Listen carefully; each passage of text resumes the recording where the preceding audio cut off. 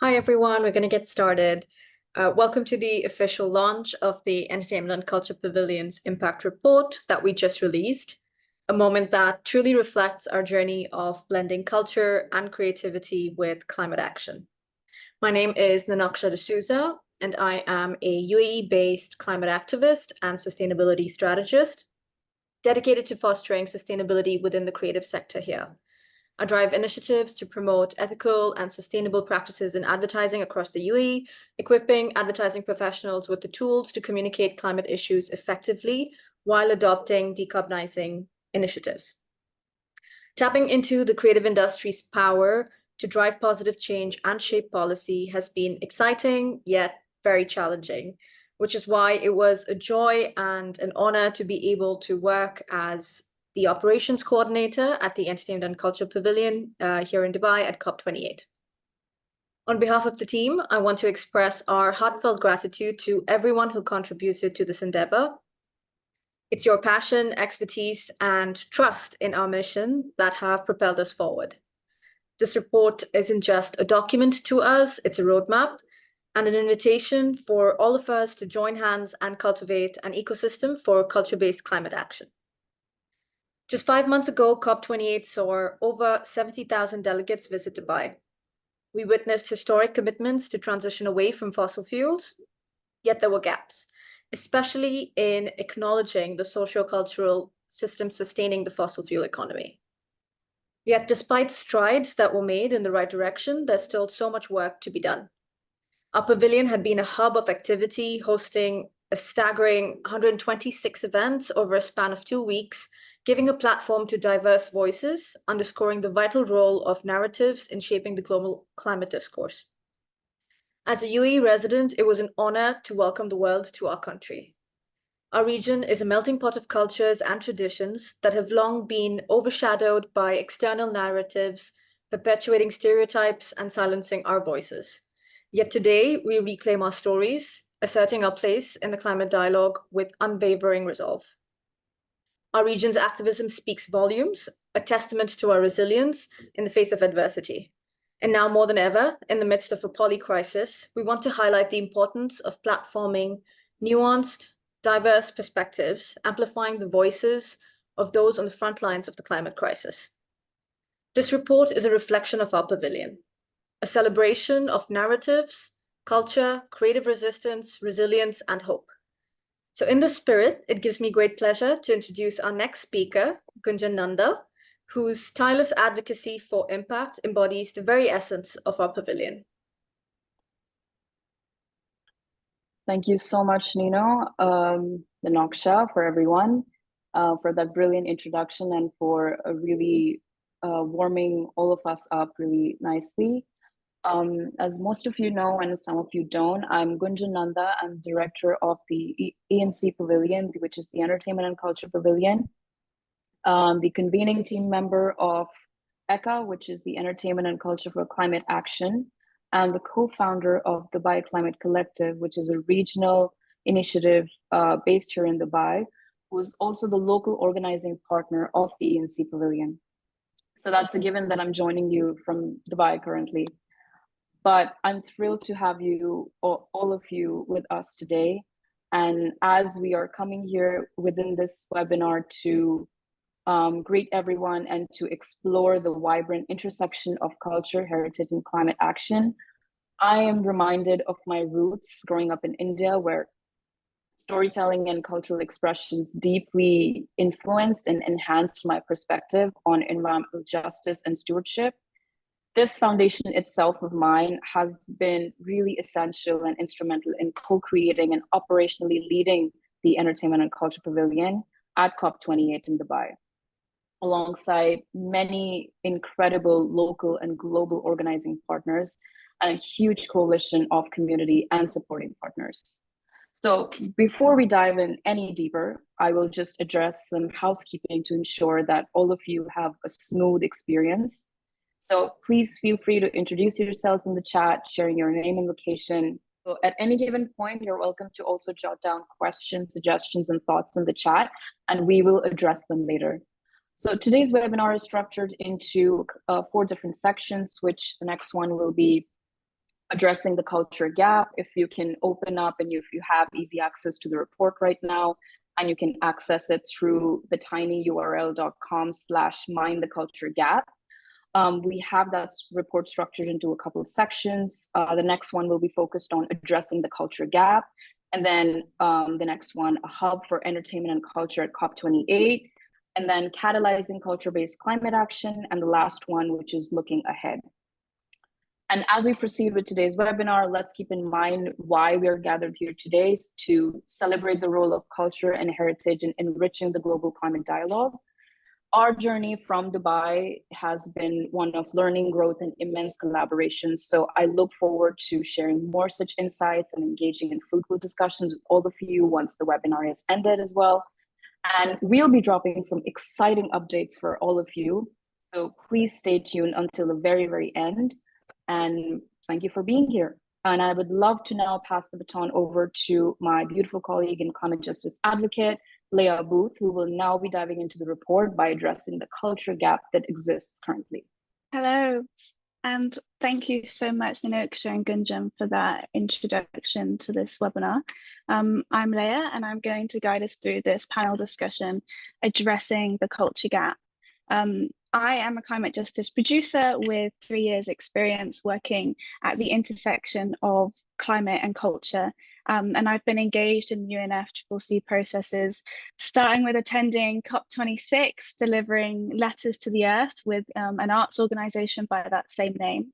Also at COP27 as part of the organizing team, coordinating logistics of CultureCOP, and just last year in Dubai, COP28, helping to build those strategic partnerships to launch the first of its kind, this entertainment and culture pavilion. I've also attended the UN intersessional conferences in Bonn, SB 56 and 58. And so as part of my role and the role of many other cultural actors in these spaces, I've been advocating for the importance of arts and culture and heritage to be really centered in climate change policymaking, but also for there to be much more recognition of the fact that the way that we tell stories, the way that we connect through narrative, performance, and art with the climate crisis is key to unlocking significant and urgent climate action that's needed. So why a culture gap and why are we minding it? Because as we saw in the outcome of COP28, despite historic commitments to transition away from fossil fuels, the GST fell short in acknowledging the socio-cultural systems that sustain the fossil fuel economy. So I would like to introduce 3 incredible speakers: Farhana Yamin, Director of the Climate Just Transition Collaborative and CultureCOP; Alison, Tickell, Founder and Director of Judy's Bicycle; and Samuel Rubin, Co-Founder of Hollywood Climate Summit, founding convening team member of the Entertainment and Culture for Climate Action, ECHA, and now Co-Founder and Director of Impact and Partnerships of the Entertainment and Culture Pavilion at COP28. So if I can come to you, Farhana, first. In a very heartfelt quote you provided for our impact report, you mentioned that we need new spaces that bring forth courage, joy, and unleash creativity so that we can reimagine socially just and joyous systems, not based on extractivism, colonialism, and consumerism. Farhana, this has been your life's work, having attended every one of the COPs, and I would love for you to talk about some of the backstory in creating these spaces, and specifically how that came together at COP27 as part of that coalition of artists and creatives of CultureCOP. Thank you so much, Leia, and thank you for all the brilliant people who are here as attendees and as panelists. And I think I am being spotlighted now as probably a spotlighting issue. So yeah, I have not always seen the importance of culture. And I think the COP process and climate people have not always understood the importance of culture and of creativity and of imagination, and have not understood the massive way in which the arts, culture, entertainment industries are intertwined with both upholding a very toxic system, but also finding a way out of that system. And, you know, I'm nodding and I see Alison, Tickell here, many of the pioneers in this area who have understood that. So if you go back to when I started working on climate change back in 1991 with jet black hair, which is now entirely grey, the climate space was dominated by scientists, and principally by physicists and atmosphere scientists, and it was dominated by environmental ministries and meteorologists, with a sprinkling of lawyers and economists, and always the oil industry, by the way. The oil industry knew right from the beginning, the fossil fuel industry knew right from the beginning they had to be there. But from that moment, it took, I think, sort of 10, 15 years before we realized climate was a problem that was affecting and impacting and involved everyone. And it needed a coalition of everyone, and it needed imagination and courage to get beyond what business as usual entailed for us. So it's just taken, I'm afraid, a massive amount of time. But I would say in the last 5 years, you know, hats off to all of those who have been working in this space to try and create different narratives, different voices, allowing the agency and the courage and the cultural innovations as well to come forward and speak. And nothing could speak to that more than, I think, some of the pioneering things that we all did together, including when I first got to know you back in COP21, where we had, for example, a council of all beings. That was one of the innovations that we did at COP21, invite the more than human world, the non-human world, to take center stage, invited artists, including from theatre, from the visual arts, those using poetry, song, including traditional practitioners of culture from Scotland itself, to think about what could COP21 look like and what was being needed for everyone. And that set the stage for bringing together 3 days worth of programming at COP27 with a coalition of about 40 partners in total at Sharm el-Sheikh. And that was, that frankly broke me, I have to say, organising, fundraising, holding such a coalition. So hats off to you and all of the team that's here from the Entertainment and Culture Pavilion for having 12 days of programming with such a diverse set of voices, especially, you know, highly representative of the Global South. And I think that this, the significance of this is we're broadening and bringing everybody on board, and especially centering those people who have been traditionally marginalized, or whose solutions have been left behind, or whose critiques of the current system have not been really understood. So thank you for doing that. And we're also providing spaces that are safe and fun, because we need to have fun, places where we can rest, places where we can build relationships of trust, where we can detoxify, discuss how we experience, and in turn sometimes are unable to let go of our own ways in which we grapple with power and trying to let go of power, understand power. So I think that all of those things happened really in a superb way at the ENC Pavilion and the related spaces that it brought into being. So thank you for that. And I hope that Alison will talk a little bit more about what happened in Dubai that built on all of that work and brought in, I think, the possibility of this becoming a major new way in which we engage with and extend the community of actors that are needed to really make sure that we transform the world. Thank you. Thank you for having me. Thank you so much for that, Farhana. And thank you for also renaming, like, yes, the community of actors and everyone that's coming together. And of course, these initiatives are not siloed, and nor should they be. And actually, Julie's Bicycle and Climate Heritage Network were very keen and enthusiastic partners of some of the work you just mentioned as part of CultureCOP last year as well. So I would love to now talk to you, Alison. You were also quoted in our impact report, and you really pinpoint that the GST delivers a straightforward message. Multilateral commitments to climate action are struggling, and as you suggest, many would argue failing to transcend national interests. But nevertheless, there's hope, you suggest, and say, you know, despite these challenges, networks, individuals, and governments worldwide are uniting to promote culture-led narratives for climate action.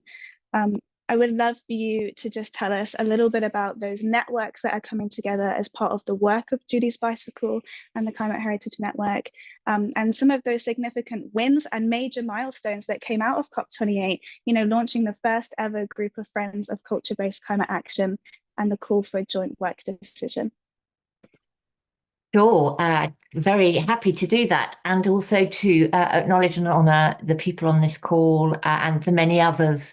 We all stand on the shoulders of giants. And I think also Farhana's really important point about the role of culture. I suspect that the fossil fuel companies have known from the get-go that climate change is, of course, a cultural issue, and have used it really well, well in inverted commas.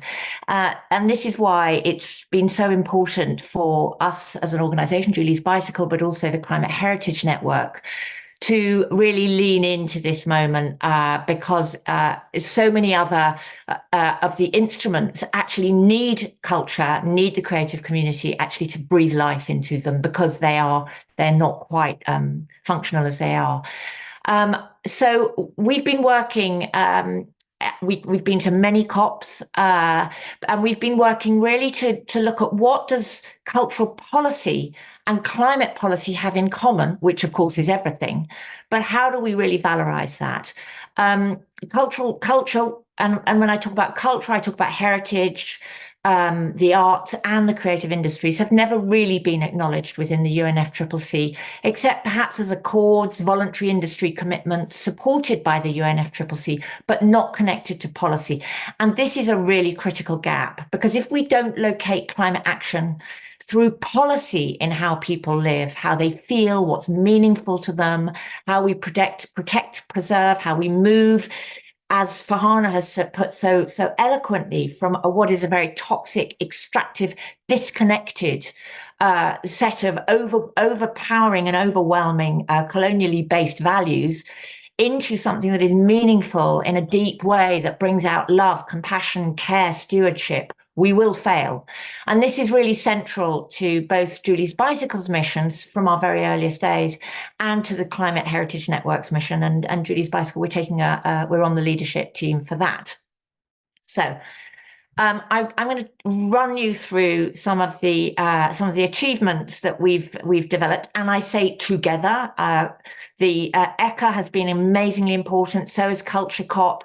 We've all been doing this in partnership. And forgive me for some of the technical language, because it's very contaminated by the UNFCCC. And that's one of our purposes, is to breathe life and joy into some of this language. Very briefly, in 2014, Julie's Bicycle did a global research investigation looking at how cultural policy referenced climate.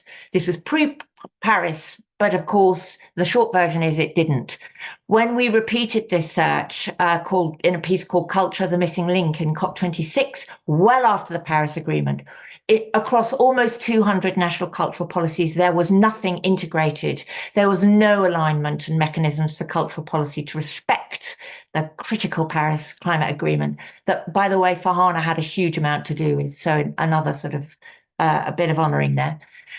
This is mirrored deeply in no references to culture in UNFCCC policy frameworks. So the real work needed to begin.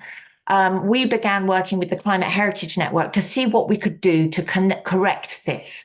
The CHN is a group of primarily heritage organisations from all over the world dedicated to shifts that recognise the peril that tangible and intangible heritage is in, not just monuments and sites, but also Indigenous knowledge, cosmologies, heritage practice that has been protecting and strengthening our capacity for resilience and adaptation in communities, especially in the global south. JB brings creative industries and the arts. So together, these are really beautiful tools to use now. And in Egypt, alongside CultureCOP, which was such a brilliant accompaniment, what we managed to do was to have the first ever high-level ministerial. There were 5 ministers, largely from the region, supported by the Egyptian COP presidency. And cultural heritage was recognised for the very first time in the final text.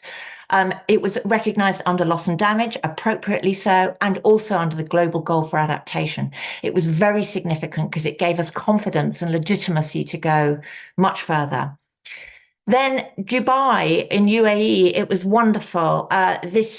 We launched a global call to put culture into the heart of climate policy. Julie's Bicycle did this just 1 month before, and we got literally thousands of organizations, many representing many other thousands. This global call we're going to revive sometime this year when we've raised the funding for it. And we want at least 1 million, and that is civil society calling to put culture into the heart of climate policy. And we also launched, with the huge support of the UAE Culture Ministry and the Minister Sultan Al-Qasimi, alongside co-chair Culture Minister Margareta Menezes from Brazil, very significant. We launched a group of friends of culture-based climate action. These are ministers. There are 32 already, that first group, and there are many others who we will be announcing at the next COP in Baku, ministers from all over the world who are going to back calls to put culture into climate policies. That was really, really exciting. We had no idea that there was so much support.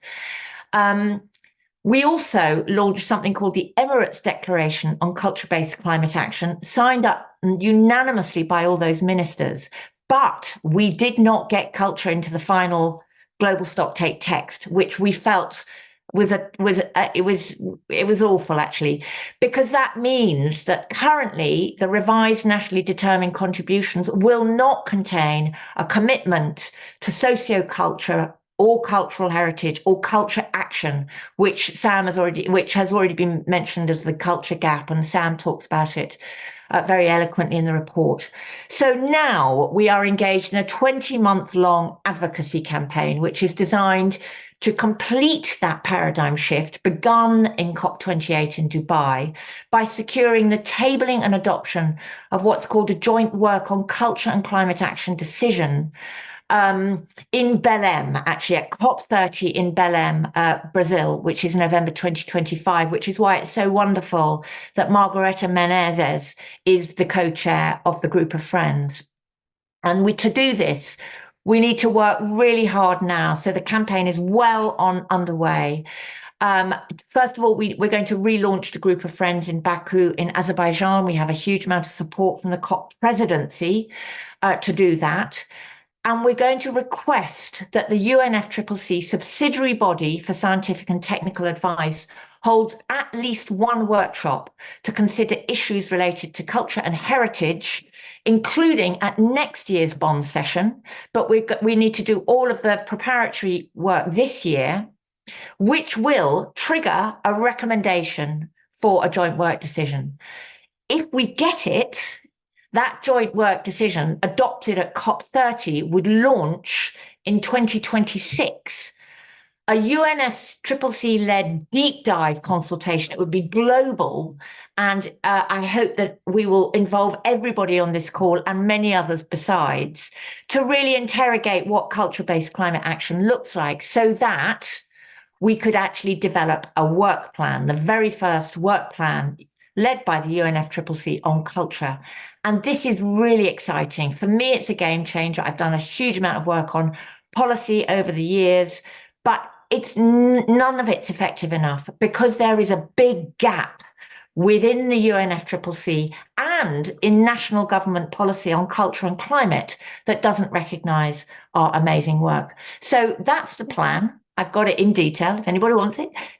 But massive thanks to everybody on this call. The relationship between the work that we're doing on the policy end and ECHA and all the people like Farhana, who has done so much work on policy over the years, so can really support this, is absolutely critical. I think it's the most important thing we could be doing. Thank you. Thank you so much, Alison, and thank you for that very quick and very detailed run through of culture being brought into the COP processes, and for naming that it is still a very critical gap, as you say. So yes, let's breathe some life into these processes. Samuel, if I can come to you now finally for this section. I think I would love to just first of all say congratulations again for co-leading this incredible effort effort to launch the Entertainment and Culture Pavilion at COP28. Just huge thanks to you and the whole team for that. In addition to ENC, you were also present at COP as part of the Entertainment and Culture for Climate Action, ECHA. I would love for you to talk a little bit about this much needed work of uniting the creative industries towards framing decarbonisation roadmaps, but also if you could speak to the mapping of cultural events and organisations included in this impact report and share some of those key findings and takeaways with us. Thank you so much, Leia, and thank you, Farhana and Alison, for joining us today. I think that it speaks to how we see and honor the incredible work. Like you said, Alison, we sit on the shoulders of giants, and we absolutely recognize that, and the report is intentionally making sure that people know the absolutely important work that is happening all across the cultural sector, not just within the 50 square meters of the Entertainment and Culture Pavilion, because it wouldn't be the full story, and the full story includes all of your effort. It's also very important to understand that the first section addressing the culture gap mentions all of these amazing, updates that Alison and Farhana have been talking about are written and explained in the first section, and it maps out all the 420 events that we were able to count that took place in Dubai during the 2 weeks of COP28, of which 30% happened at the Entertainment and Culture Pavilion, and we were able to count that the Entertainment and Culture Pavilion hosted about 40% of the events in the Blue Zone. There was also amazing other initiatives like Storytelling for Action, Climate Live, and so many other cultural activations that speak to what we're recognizing today here, is that we need to have a place to be in the most important climate negotiations. And so it's also crucial to recognize that these initiatives that we've been talking about are split into 2 buckets, and the Entertainment and Culture Pavilion is in the middle of those 2 buckets. On one end, we have the parties, which are the ministries of culture, the governments that can engage in policy making and have the say of what's on the global stock take text. Like Alison was saying, we did not have culture acknowledged on the global stock take. Let's compare it, by the way, to technology. Technology is mentioned 17 times in the global stock take, but we don't have a single one mention of culture other than just cultural heritage in the context of adaptation. But we still have a long way to go. And that engagement on the party side is not the full picture. Of course, the cultural sector is made out of many stakeholders and creative industries, film and television being just one of them, but there is also fashion, there is also music, there is so many interdisciplinary sectors in creative industry, and these also need to be organized internally, which is where Marrakech Partnership, the engagement arm of the UNFCCC, activates those civil society stakeholders and business leaders, and where ECHA, the Entertainment and Culture for Climate Action, comes in as an accord framework that has been developed for over 3 years and hasn't been yet ratified. And that's why the Entertainment and Culture Pavilion, a separate entity than ECHA, is emerging. It's because we need to bring all what's happening on the party side, on the non-party side together. We need to create platforms for reciprocity and mutual aid. And we also need to be more aware of what's happening, because everything that Alison and Farhana spoke about is not common domain, is not mainstream knowledge within our industry. And in order to be that 1 million signatories and 1 million cultural leaders, which exist and they definitely want to join, we need to make sure that everyone knows that this initiative exists. So that's part of the focus why the first section of the report covers that. And I'm excited to talk more through the webinar about other aspects of the report and how to further advance the initiative that we mentioned in this first part. Thank you so much, and thank you for being brief, Samuel. You've provided such an important understanding of how culture is included across those different sectors, as you say. So I think let's keep mobilizing together, and let's continue to welcome new partnerships and collaborations as we go forward. I'm going to conclude this section now, and I'm going to hand over to Pooja, Shahad, and Viridiana to speak about the Pavilion as a hub for entertainment and culture, and to really speak on some of that incredible programming that was hosted there. So over to you. Hi, thank you. So my name is Pooja Tilvawala, and I run Youth Climate Collaborative, which aims to make the climate movement more just, inclusive, and intergenerational, and one that activates and sustains youth. So this past year, we've been a key partner for the Entertainment and Culture Pavilion and what we aim to do in the future. I have transitioned now to a board role, but being involved throughout the year last year was truly an amazing experience, and it wouldn't have been possible without all the amazing people you've heard from today and we'll hear from coming next, and all of our partners that made the programming, the essence of our pavilion, possible. So this year, as you heard, we had 12 days of programming, over 126 events, 300 speakers from over 87 countries, 64 different nationalities, and 70% of the speakers identified as BIPOC.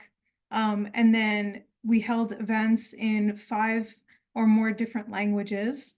And even outside of the pavilion, we got to partner with Extreme Hangouts to give participants, people who wanted to share their music, poetry, dance, and other forms of culture a platform in the green space if they weren't able to access the blue zone with badges. And this also opened up the conversation to the larger public in Dubai that was able to attend in the green zone, which was amazing.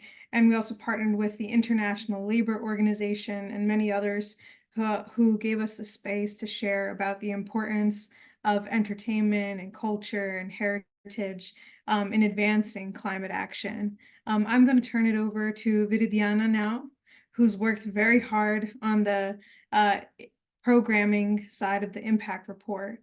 So turning it over to you, an awesome, awesome team member who's done so much work for this year and last year. So turning it over to you. Thank you, Pooja. It was a pleasure to meet you. And well, my name is Viridiana, and I work with this amazing team. My background is in environmental engineering, so it was a good opportunity to understand how we can apply sustainability in all the industry.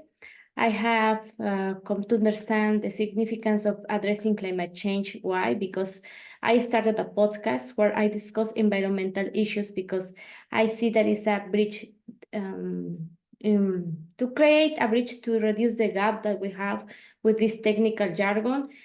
Because I believe when we understand sustainability in our topics, we can have more understanding about how we can tackle climate change. So this is also why I find myself resonating with the team, because they have their ethos and they are utilizing storytelling to drive change that is aligned perfectly with my own beliefs.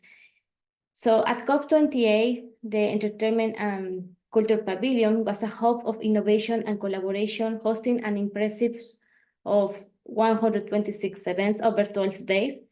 The team worked so hard to put all together, and there was around 130 hours of programming that we have participants from 64 nationalities. So with the types of program that we have were different, like intimate storytelling circles to dynamic story roundtables. The pavilion offered a diverse range of programming aiming to addressing key sustainability challenge, and also to create more awareness about the heritage and what is happening in the social and environmental impact around these topics. As a programming coordinator that I was helping in that time, I seen in the first hand the impact of this inclusive approach in engaging audience and fostering meaningful dialogue across cultures. One of the moments that for me was very touching was to hear Isabel, that she performs of poetry in the Totonaco language, that is a very native tongue that we talk in Spanish, in Mexico. And she was very courageous act, not only to celebrate cultural diversity, but also empower these communities to embrace their heritage and reclaim their narratives. Why I say that? Because when I was raised, it was very difficult to have these kind of opportunities to feel your heritage as a proud, because you feel shame. And these kind of events, and when you have the opportunity to share what is happening in your culture, and your culture you have, and you embrace it with pride, that is good that we have this kind of stage that was provided for the amazing team of Sam and the other guys, that indigenous people were there with the native tongues, and also we have some programming with just Spanish, Portuguese, and French, and that was the diversity that we offer in the pavilion. So another thing that was important, it was to hear the climate activists that face a lot of risk for speaking out the truth, what is happening. And it's crucial to amplify these voices and shed the light of the environmental and social impacts of the poorly executed projects that happen around the world. And most in Mexico, most of them face a lot of danger because they face like a crime, no? As Nigel Rogers, he also was a huge participation in the pavilion. He quote that we have one planet, that where we live, and it's the most important, because if it's not good for everyone, it's not good for anyone. So culture plays a pivotal role to effort the address climate change by shaping the attitudes, behavior, and collective actions. And I have Shahad, that she's going to explain more about her participation, about the programmings, and all the other topics that we have in the pavilion. Hello, everyone. I'm Shahad. I'm an impact-driven artist based in Abu Dhabi, who's very passionate about bridging the gap between research and media. My role within EC was a bit of mix of impact and programming. And because of the diversity of our curation and programming, we were able to transform our pavilion into such a multifunctional space. It was so interesting and beautiful to see our pavilion transform from a cinema to a yoga studio, to a talk, and even to a karaoke on the last day. When we were thinking of the design of our pavilion, we decided to collaborate with our community through an open call for wall art. And we received many applications from artists all over the world, and we turned our walls into a gallery space. Some images were photography, other media-based work. And one of my personal favorites from the pieces that we displayed was a series of code-generated imagery based on data that tracks fluctuations of glacier mass. So it was really interesting to see all this research and media come together at our pavilion. So during my undergrad, I spent some time in India shadowing filmmakers who are part of a climate frontline communities, and I've learned so much from them about the impact of film, media, and storytelling, and that's what inspired me to curate our rural cinema nights, where every Sunday and Wednesday we screened films from climate frontline communities made by those communities themselves, and we were able to screen with the support of some of our supporting partners like EnviroFest, MUYU, and NYU Abu Dhabi. We were able to create a very diverse series of films, of 29 films actually, in 14 different languages, which is actually insane. And I didn't even realize that myself until we were writing our impact reports. And I was like, wow, we're hitting all our targets so organically, and it really made me happy. So some highlights from our screenings include Crocodopoulos, which was a film and talkback fully in Arabic, which was very much in line with my personal goal of taking advantage of the fact that COP28 was happening in an Arab country 2 years in a row, and to use Arabic-based programming in films to bridge the language gap within the climate movement. Muyu, which is also one of our supporting partners, based in South America, showcased 2 of their film projects at the Pavilion, followed by, again, talkbacks on resilience and community-based storytelling. We also screened a couple of feature-length films, including How to Blow Up a Pipeline, presented by Earthrise, Youth versus Gov, presented by EnviroFest, as well as the film Agents of Change. And these films were such a perfect way to open up discussions on radical activism and for example, intersections of queer and climate the queer and climate movement. So for us, it was definitely a moment to appreciate the efforts that were put into making the Blue Zone a safe space where we were able to have these conversations, which later we also saw took form in many protests, which is also quite historical for the country. And then another big significant conversation that we all knew had to take place and we had to discuss at our pavilion, which is in line with the UNFCCC's theme of conflict, war, and peace, was the intersection of war and climate. And we contextualized that with the genocide that's happening in Gaza through different programs and screenings as well. But yes, and as happy as we were with the success of our pavilion, there were definitely a lot of challenges that we had to overcome.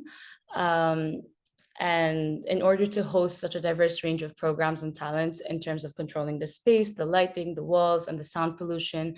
And I think it's definitely a moment to open up the conversation on how can spaces like COP28 support artists in bending the way we have these conferences and transforming this space into a cultural zone, I guess. Sorry, we're running over time, so I'm handing over to Sam, who will be further expanding on catalyzing culture-based climate action beyond our pavilion. And I am very excited about this section because it explains not just what happened in the programming, but also how did we engage with our coalition of partners. We have over 175 partners included. And we're going to hear now from one of our supporting partners, PlusMediaSolutions, which helped us put together the Plus Impact Hub, which is the place, I'm going to drop the link now so you can all visit it if you can. It's the place where we where we included action items and existing resources from our coalition of partners so that they know how to engage and take action. So passing the floor to you, Julie. Thank you so much for being here and co-hosting today's event with us. Thank you, Samuel. And all I can say is I'm in awe of listening to all of these wonderful, smart, passionate people today. I'm thrilled to just be a small part. A little bit about PlusMediaSolutions and why I founded this. I've worked in the impact space for decades, and what I know in my gut is that entertainment and culture are huge levers for making change.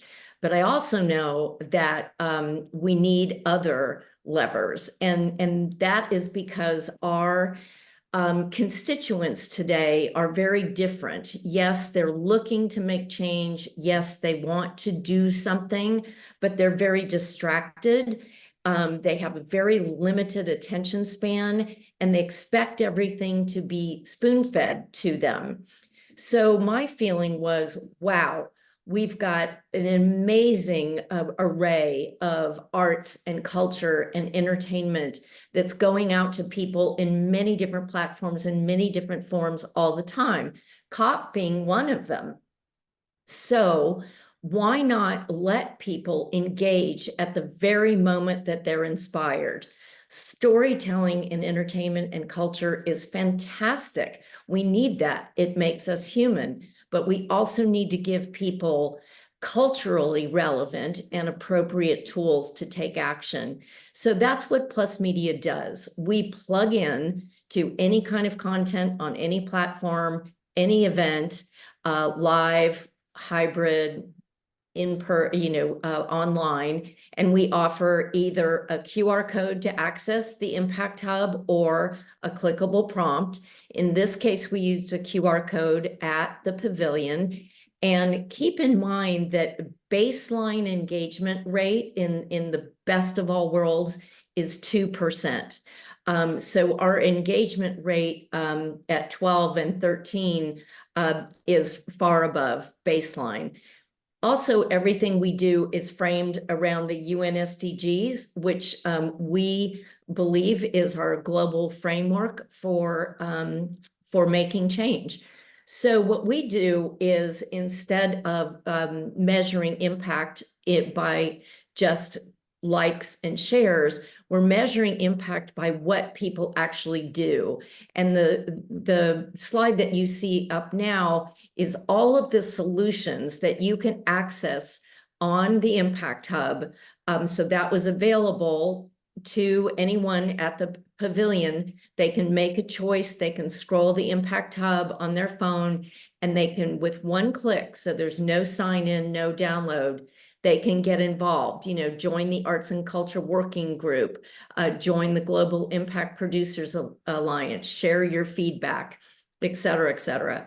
And I'm happy to talk to anyone further about this, but we really believe that we're all here together to make change. And with that, we have to make it easy and we have to make it measurable. So we're thrilled to be a part of this effort. Thank you so much, Sam. And for those of you who don't know, I'm Kirsten. I'm one of the co-founders of the Entertainment and Culture Pavilion, and I'm also one of the organizing partners through my company, SAUNTR, who was doing all of the technical and content production for the Pavilion on the ground. So you probably saw me either glued to my camera or my laptop the entire 2 weeks. Yeah, thank you all for joining us. And I want to also just take a moment to tip my hat to Sam, who's been really leading the way on everything we're doing on impact and partnership, and is very much the reason why we're here today and celebrating measurable impact that we've been able to create through the Pavilion in Dubai. I want to introduce our colleague Suzanne from GSCC. Suzanne, do you want to give a little bit of a bio and talk a little bit about our digital impact that we had with all of our content and collaborations? Yeah, my name is Suzanne Dhaliwal. I've been working for the last 15 years as a, kind of wearing two hats, working with frontline communities resisting extractivism. I'm also an artist and a social sculptor. So also kind of coming from those two spaces and thinking about how we elevate what we're doing. And with this project, I'm also working as a consultant for the GSCC. We are a global collective of 400 policy and science media nerds. And what we really tried to think about here was, how do we tip the scales in terms of how culture is both perceived and is a part of the narrative of the COP. So, when we were reflecting on what happened here, we really saw that, getting culture as a story within the COP is such a difficult job. Often the story of the COP is the play-by-play of the technicalities of the talks, of the agreement. So I think we really had our job cut out for us. And what was crucial was to really build the story as we went. So, as well as the COP, building up the media training of the voices, of thinking about our narratives was really, really critical. And I think it's worth pointing out that, we ended up having a reach of 23 million with the stories that we generated, which is equivalent to 2.1 million in advertising revenue. And I say that just to say that, next year is only going to be more difficult when we see the meta-narrative around the COP and we see increasing conflict, that being able to situate culture within that is going to be more difficult. And I just want to say, I think some of the learnings that we can take from this is that the way that we framed culture together across from cultural heritage to entertainment, we were so much stronger in that. And I think that's a really powerful message going forward for next year, and also because of how nimble, creative and responsive we were with the digital media, that really, really put it onto another level. So I just pass back to Kirsten there to talk a little bit more about digital and some of the collaboration there. Absolutely. Thank you. So for those of you who know a little bit of our team and how we worked for Dubai, we were very much underfunded, but very much supported with an amazing coalition of friends and allies and partners. So we really wanted to focus on not only creating amazing content, digital content, but also amplifying the work of our partners, the campaigns, the films that they do, and any kind of work. We wanted to make sure that it was both present on the ground in Dubai, but also digitally.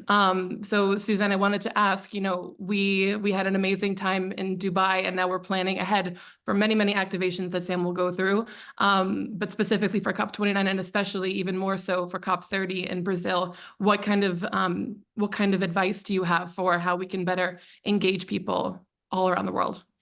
Great. I think one of the key points is remembering that we can get insular and that, COP still remains quite niche. So really thinking about how do we bring people along with the journey with us? And I think our storytelling was great for that. So thinking more and more also about the voices, how are the sort of larger cultural entertainment voices, how do we bring them along with us, and what care and training and commitment to the nuance of the messages do we need for that journey, so that when we get to next year, we can reach these larger audiences.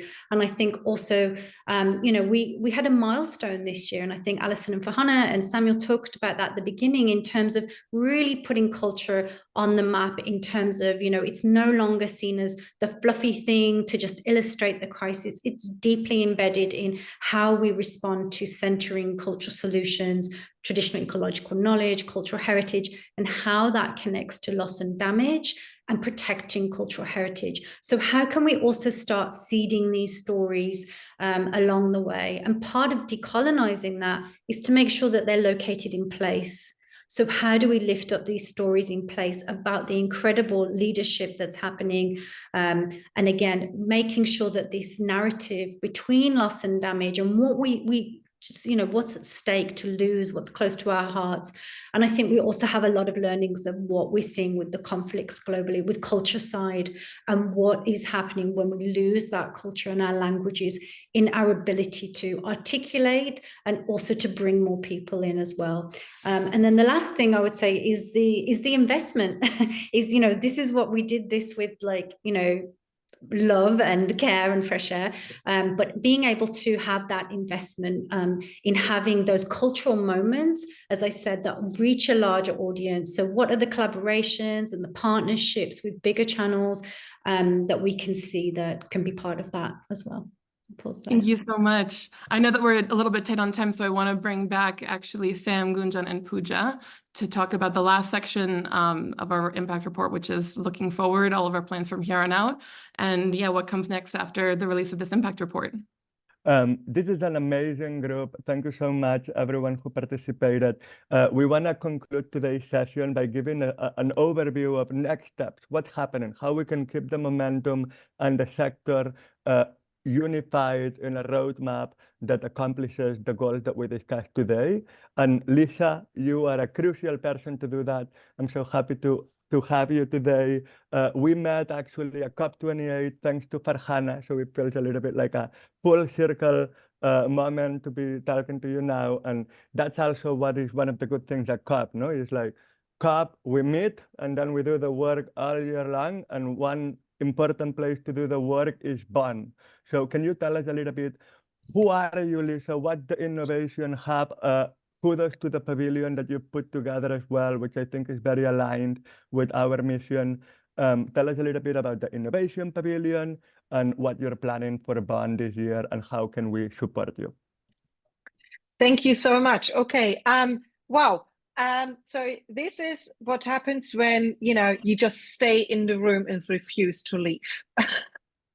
So please see me as a humble servant from the other side, like the traditional climate change communities and the policymakers and stuff like that. My name is Lisa. I run the policy department of ERT Climate Kick. We are the innovation and implementation agency for the European government, for the European Commission. And we have been built without arts and culture in mind 15 years ago. And we are about now to change that. So what we simply started to do 3 years ago under the leadership of our wonderful CEO, Kirsten, because the thing is like both of us have a cultural background. We just decided we are sitting inside because we are in the co-secretariat of United Nations Global Innovation Pavilion, which was talking about the usual stuff. The science, the water, the cities, the regions, the forestry, and which is all important, but there was no topics about arts and culture involved. And we simply just decided we will open the doors, the basement, the windows, the front door, where whatever we can open come into inside. And I can tell you it's been quite a journey because we were facing like, what are we supposed to do with these creatives inside? So we had to do a lot of cleaning up insides and an explanation. And but then also now what's happening is the convincing doesn't have to be done anymore. You can see it. Sometimes humor is quite healing. You can see this. What's happening now is that the traditional arts, climate change communities are under so much pressure to deliver because they realize that policy, technology, and pressure and any kind of money is not enough to change people's hearts and minds. So they're so desperate now that they would even interact with artists. That's humor. The very pragmatic part on that is that, you know, it's because what is changing now is timing. The European government has acknowledged arts and culture as an industry since 2019. So I want to break a leg a little bit for my dear policy colleagues who, of course, support Project Europe and want to fight against climate change and you know, climate crisis, but also they have not been trained to interact with you lot, right? So, like, also it's because it's about language, it's about systems. The good thing is like that we have a mandate in policy is like we have to implement arts and culture, but simply there is no knowledge really mechanically how to do this. Right, so like also our entire system, like look at EIT, it's like technology and innovation. So Climate Kick has taken the leadership. When you can see in our strategy forecast, we actually have implemented arts and culture as a part of our strategy. So putting words into overall strategies is very symbolic because it's a window in. And then also Farhana now start is because we reached out to her is because we are the co-secretariat of the United Nations Innovation Pavilion, which started at COP26, deliberately to investigate and find the real solution providers because the time for talking is over. And we simply just looked at the data and pointed to the catalyst, and we came up with that we need arts and culture as a systemic partner in a catalytic change. In order to do so, we need to support and open the doors for arts and culture. And this is what mechanically we are doing now. So we might be a little bit slow and very mechanical and not as cool as sexy as you. But you know, please see this as a huge flag that we are trying to open the windows. And in order to walk the talk, Farhana and Sam know that Alison also is like, so we are here to help. One of them is like that because we have quite a muscle. So this is like we can consolidate and mitigate. On June 11th in Bonn, during the UNFCCC workshop, UGIH will hold its usual systemic transformation workshop. And we will, under the umbrella of the task force we started, we will invite all of you to join us in the Innovation Pavilion retreat. So this will be the first time that they will see you in this surroundings. We are here to help and guide you, but this is kind of like the homework which has been not done from our side for a very long time. These are now the first steps. It's like you are a part of you're sitting on the table. We are now bringing you on the table. And at the same time, I'm asking for understanding that you will meet colleagues who don't speak your language. So be kind, and we will really help to mitigate and embrace everyone. And consolidated effort here is that for the action plan, especially for the Pact for the Future, for the programming from COP, that we have arts and culture, the same as we did in Climate Kick in our overall strategy, is in. And it's considered as a standard tool and a part of the toolbox. And but we have to put it mechanically in, boring policy stuff, but that's how the revolution starts, at least from our side. Well, I definitely appreciate that approach, and I think that approach will be replicated in different activations of the pavilion through the year. We will have a delegation at SB60 in Bonn in, June is in 2 months, what? And not only we are going to be doing SB60 in June, but we are also with you, Lisa, hopefully, knock on wood, be in Bangkok as well in the end of June for the Creative for Climate Action conference. Suzanne was actually just in Bangkok 1899. The picture that you see on the screen for this beautiful home in the corner right is the actual location where we're going to be doing the Pavilion edition, and it's going to be our first pavilion in South Asia. And it exemplified that we don't only want to be in the COP UNFCCC Blue Zone. We also want to bring our community and this magic to other spaces so that we can find a balance between where the sector is at, where the policymakers are at. In the case of Bangkok, there is the Regional Climate Center, the UNFCCC Asian Pacific Center in Bangkok, and we will be engaging with them. This is the end of this webinar. Thank you so much, everyone who joined. We have here all the co-founders and also Suzanne. And I don't know if anyone wants to share some reflections on what's coming ahead. Thank you so much, Lisa. And we want to share some reflections and figure out how can we best invite other organizing partners, other members of the community to participate in making possible those different 6 activations that we've already have planned in our calendar. And if anyone has any questions as well, you can feel free to add them on the chat. But Gunjan, Kirsten, Suzanne, what do we want to share with the magical group we are in today about our next steps and the roadmap ahead of us? I'll go very briefly. I just think, we've heard from the IPCC and the COP itself that, we have the science, and now really it's a cultural moment. Without the cultural messengers to bring people in, we don't stand a chance of really addressing the climate crisis.